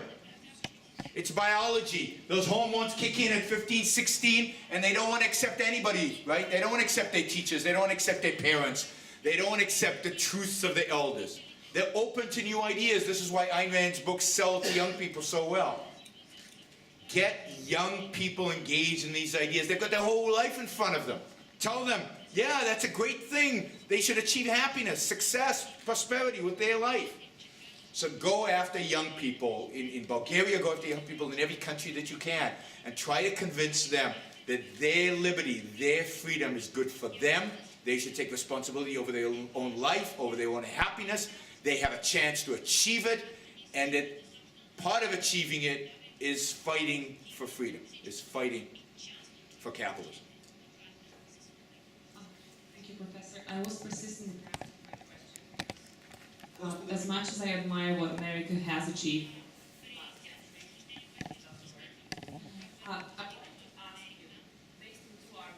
first of all, capitalism fails, and we all saw this 5 or 6 years ago. Because I admire self-interest, but a self-interest can enhance greediness, and this is bad, I think so. And second of all, based on what Aristotle also said, we are all so animals, and we need people around us. So what if being happy is also giving to other people? What is the definition of justice based on those two arguments? Thank you. Okay, I'll try to, you've got 3 questions there, and I'll try to answer all 3. All good questions. Capitalism did not cause the financial crisis. Start with the fact that in 2007 there was no capitalism in America. Banking, mortgages, housing are 3 of the most regulated businesses in America. The most controlled, where the most government intervention happens. So when you look at the crisis, you have to say government failed, government intervention failed, government regulation failed. You can't say capitalism failed. There was no capitalism to fail. Right? We can argue about what mixture, but you can't argue about capitalism. Capitalism didn't exist in those markets to fail. Now, I believe there were 3 causes for the financial crisis. I mean, there are many more, but 3 big ones, right? 3 causes. None of them are markets. 1, Federal Reserve, central banks keeping interest rates below the rate of inflation for 2.5 years. That creates, in financial terms, a negative real rate of return. It encourages people to borrow money. It pays them to borrow money. So what do people do when you incentivize them to borrow money? They borrow money. 1. 2, why does it all go into housing in America? Because we subsidize it. When you subsidize something, you get more of it. When you tax something, you get less of it. Basic economic principle. We subsidize housing, we subsidize it through FEDI, Mac and Fannie Mae, the mortgage companies, we subsidize it through a tax credit, we subsidize it through the Federal Home Loan Bank. The United States has multiple levels of subsidies for housing, multiple different institutions, all run by government to increase home ownership in America. It's the stupid, dumbest policy ever, because home ownership in Canada is the same as in America, and they have no subsidies. So the subsidies don't actually do anything except distort the market and create bubbles. 2. 3. We tell banks, don't worry, be happy. You can take on as much risk as you want. You can do whatever you want. You can speculate. All the profits are yours. But if you get into trouble, we'll bail you out. Don't worry. What do you expect them to do? Right? They're self-interested. You give them that incentive, they're going to take lots of risk, which one of the things that happened before the financial crisis was risk premiums went to zero, close to very low. Why? Because everybody knew the bailout was coming. Nobody cared. So when you create that kind of moral hazard, you subsidize bad behavior for free on the causes of the financial crisis, 6 hours, explaining derivatives and all this stuff. And it's all the stuff you hear in the media about the financial crisis is Keynesian Marxist nonsense. It has nothing to do with what actually happened. The actual consequence is government policy, and everything government did after the crisis made it worse, not better. What was the second question? No, justice was the third question. What was the second? We're social beings. I mean, there's a sense in which we're social beings. We benefit enormously from one another. I discussed that. How do we relate to one another? By trade. And I believe trade applies not just to material values, but I believe trade applies to spiritual values, like love. Love is the most selfish thing you have in your life, I hope. I don't love my wife because it makes me feel worse. I love my wife because she makes me feel better. I love my wife because she's a value to me and she makes my life more complete. I love my children because they're good for me. I mean, I wouldn't love my children if they were bad people. Love is about making your life better. It's about the emotional response to something that is a value to you. So human relationships are inherently, good human relationships, healthy human relationships are inherently self-interested. Imagine you come to your bride-to-be on the wedding day and say, just so you know, this love is completely selfless. I get nothing out of this relationship. I'm doing this all for you. I mean, she would kick you out. Justifiably so. You want to be able to say, you're everything to me. You are value to my selfish interests. You make my life happy. That's what self-interest means. And that creates better friendships, better commercial relationships, better love relationships. Self-interest is the right morality for social well-being, not just for living on a desert island. Nobody wants to live on a desert island. The huge benefits of trade in all values. Justice. Fundamentally, justice is about the individual. It's about treating other people justly. And what does that mean? Treating them the way they deserve. And what do they deserve? Based on the value they provide to you. So if somebody provides me a huge value like Steve Jobs, I admire him. That's the form of justice. If I ever met him, unfortunately he's passed away, I would say, thank you, Steve. You provided me with an enormous value, and a value reflected far more than the $300 I paid for this. Justice means that if your kid does something bad, you punish them. That if somebody lies to you, you don't talk to them. That if somebody provides you good stuff, you give stuff good in return. Somebody provides you with bad stuff, you treat them badly in return. That's justice. Now, what does justice mean in society? Basically the same thing. People should get what they deserve. What do they deserve economically? What they produce. You produce a lot, you deserve a lot. You produce a little, you deserve a little. You don't produce anything, you don't deserve anything. I might help you because you're out of luck, because you're born in a way that you can't produce anything, fine. But you don't deserve anything. Just because you're alive doesn't give you any claim on anybody else. So, I'm glad you brought up the concept of justice, because I have to say this. The reason the left wins is because they own the moral high ground. When you talk about justice, what immediately comes into your mind? Justice equals equality. We've all been trained by the left to believe that justice is equality. Let me tell you this, equality of outcome is the most evil idea in human history. When a leftist tells you, we're for justice, you say, oh, so you're a capitalist. Because if what they are arguing is equality, they are evil. It's an evil idea. I'll give you, and I'll end this. I know my answers are long, but there's a lot to say. There's one regime in human history that tried to establish equality of outcome. Anybody know what that was? I mean, actually, almost achieved it. This is the Khmer Rouge in Cambodia. They were trained in the best universities in Europe, were brought up on social justice and egalitarianism in Paris, of all places, right? And they went back to Cambodia and they said, we're going to implement this. Cambodia at the time had between 5 to 6 million people. About 2 million lived in the cities, the rest out in the countryside. They emptied the cities because you can't have equality with some people living in the cities and some people living in the countryside. And you can't bring everybody from the countryside into the cities, so you empty the cities. You throw everybody out into the countryside. Now they're a little bit more equal. But then you've got a problem. The problem is that some people are smarter than other people. Some people are more educated than other people. Some people have gone to school, other people have not. What do you do about that? How do you equate that? There's only one way to do it. Killing. You kill everybody who's a little smarter, who's a little bit more educated, So they killed anybody with a college degree. They killed anybody who spoke a foreign language. They killed people for wearing glasses. They killed, of a population of 5 to 6 million, they killed 2 million people in an effort to equalize society.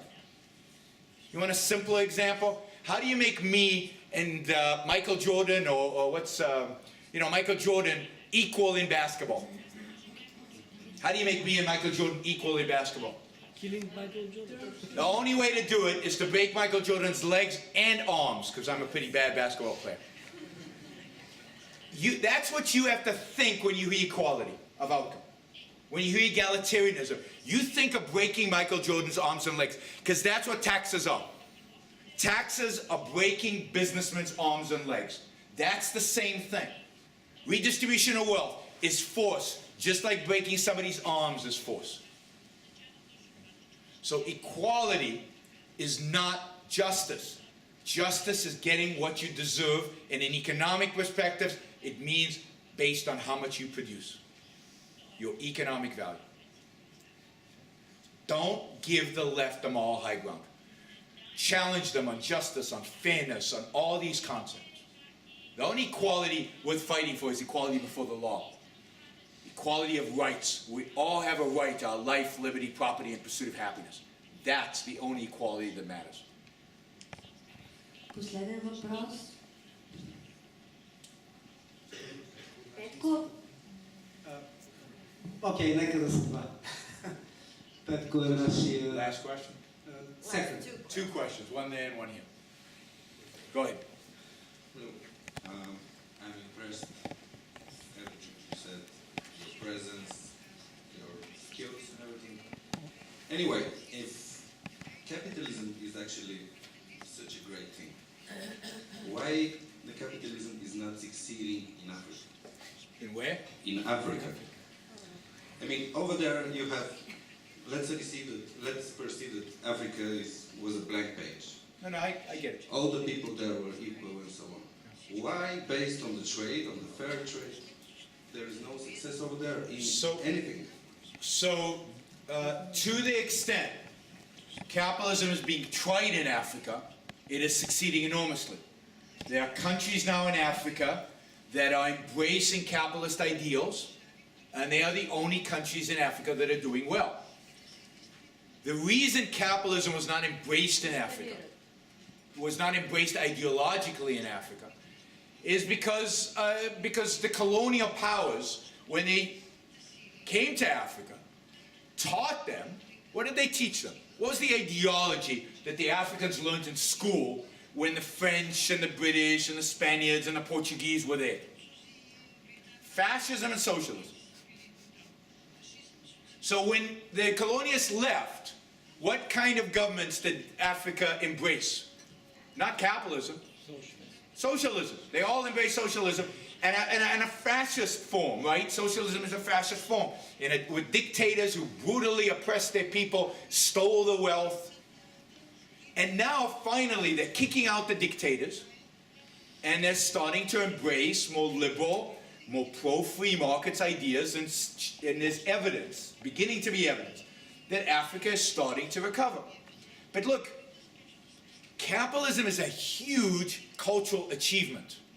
It's a huge, the West didn't discover capitalism until it had a Dark Ages, a Renaissance, then it had an Enlightenment, and the product of the Enlightenment, in my view, the ultimate product of the Enlightenment is capitalism. But it took us thousands of years to get there, of thinking, of studying, of philosophizing, of testing different things. And finally we got it in 1776 because of the founders, because of John Locke, because of Adam Smith. Yes, that's when it happened. There was no capitalism before that. What's that? Not here, but where it happened, right? In Africa, they haven't gone through that process. And when they send their kids to school at our universities, we teach them the opposite. Our intellectuals teach them leftist propaganda. All of our universities in the West are leftist. This is true in Western Europe, it's true in America, it's dominated by the left. That's what they learn. The same thing, by the way, happened to the Arab world. When the Arab world opened up in the late 19th century to Western ideas, they sent the rich families, sent their kids to the West to study and to bring back ideas to the Arab world, to Westernize it. And what did those poor kids get in school? They got Marx, they got Hegel, they got fascism, and what did they bring back to the Arab world? In the name of Westernization. This is the big tragedy that we're experiencing, even the results of it today in the Arab world. They brought back Mussolini. If you look at the Ba'ath Party, at their founding document of the Ba'ath Party in Syria and in Iraq, it is almost a direct translation of Mussolini, of the fascist party of Italy. Those are the ideas that we taught them. We, in a sense, of the West, right? It's ideas that drive history. Ideas drive history. You want Africa to be successful? Give them good ideas. And that's what some of us are trying to do, and that's why I think they're starting to get better. Okay, what about the idea of the interest rate? The idea of what? The interest rate. Interest rates are wonderful. What's wrong with interest rates? Well, to give this idea to Africa, in some countries, especially the Arabian countries, there is no... Yeah, no, I know. There's no interest. They need that ideas. I agree with you. Those are the kind of ideas they need. They need to start charging interest. I'm a big advocate of usury. Okay, but how are you creating value from nothing? I mean, when you trade something, you're trading tomato for apple. So what are you saying, that there's no value created with banking? Yes, I'm wondering how. So I don't have, I mean, I've got an essay called Moral Defense of Usury. It's available online for free. I'll refer you to that. But interest, charging interest, is one of the most productive, beneficial activities ever created by mankind. Bankers are one of the most productive individuals. There's no wealth creation without banking, without finance, without the ability to charge interest. There's no wealth creation. We have another question here. Okay, the last question.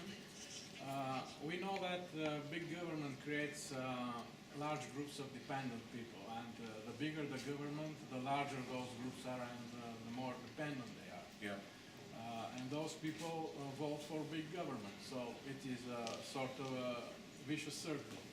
and those people would essentially vote their countries into socialism.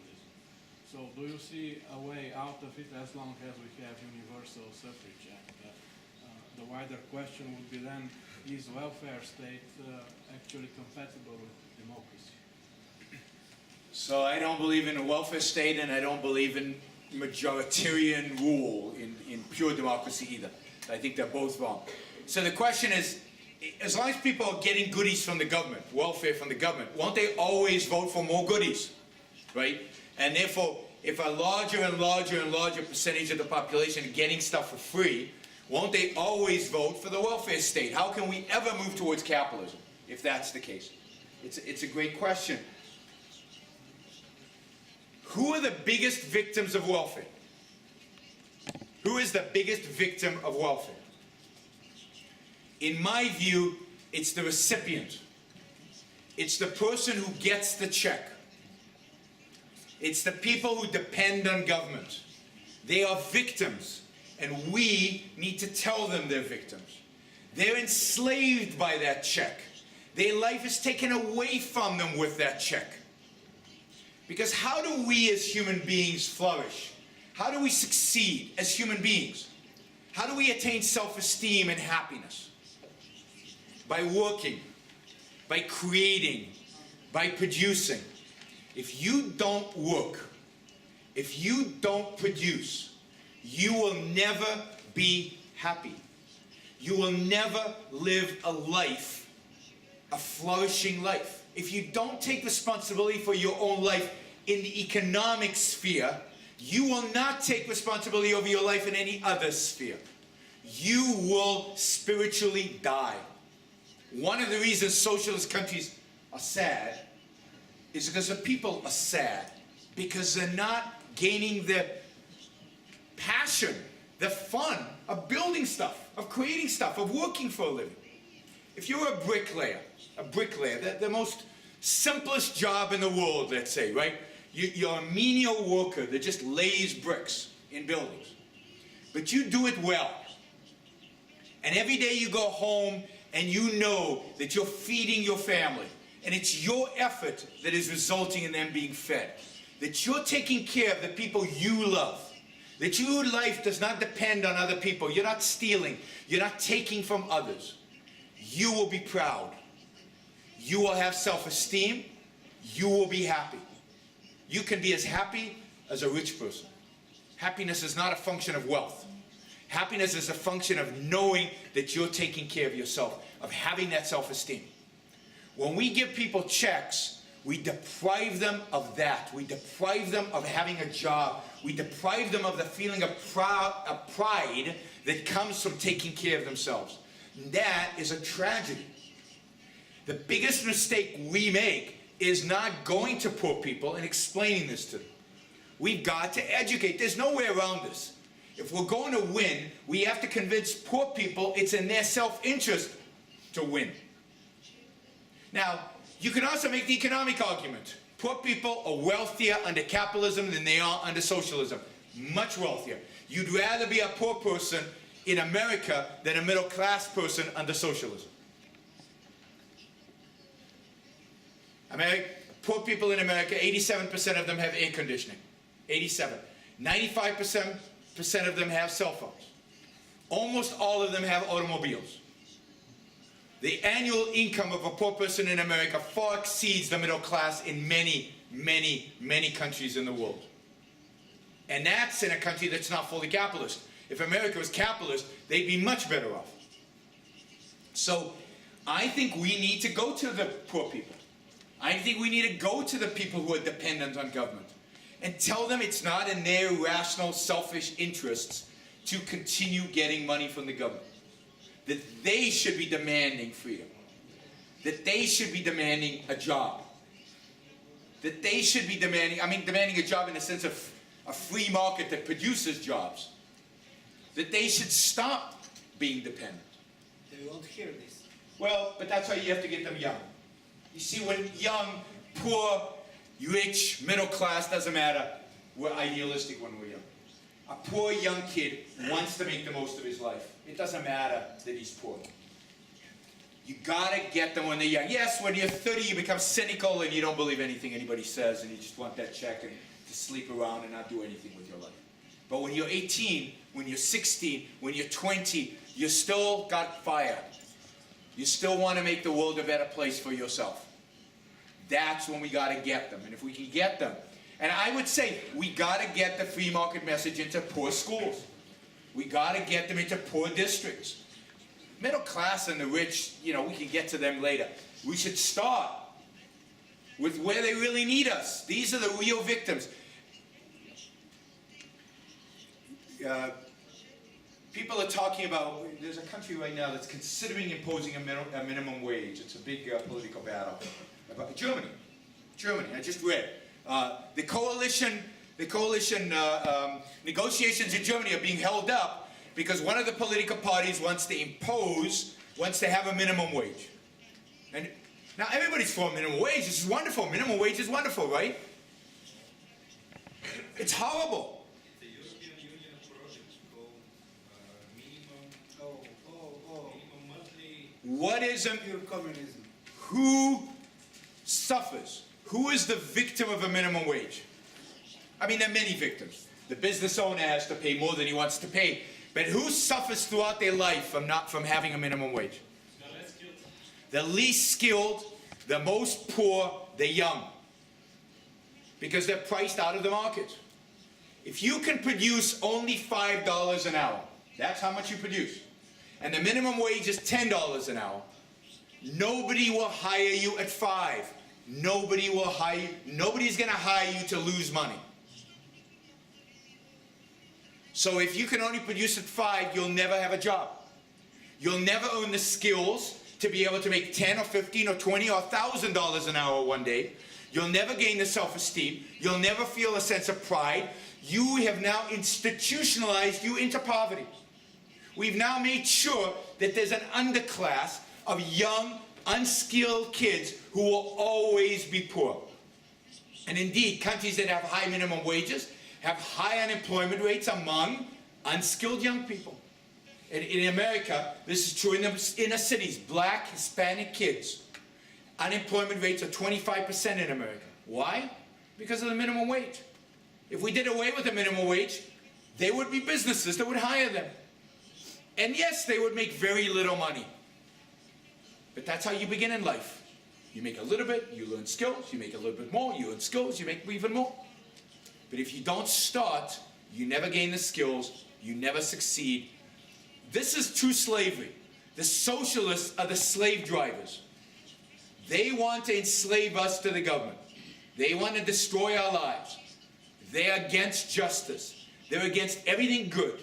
And that's what we need. We need to capture them all high ground. We need to use the terms of justice and fairness and goodness. And we need to denounce them for hurting the people that they claim to want to help. And by doing so, they hurt everybody. We're right. We're just. We've got morality on our side. We need to start projecting that. Thank you all.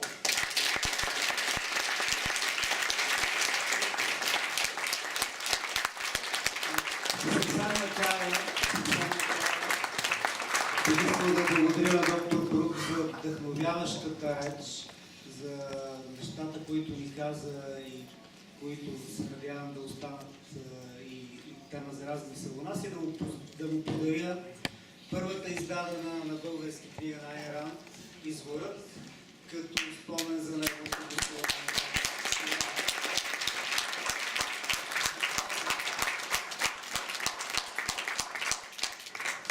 И така, много благодаря на всички. Радвам се, че бяхме заедно през тези 2, може би и повече часа.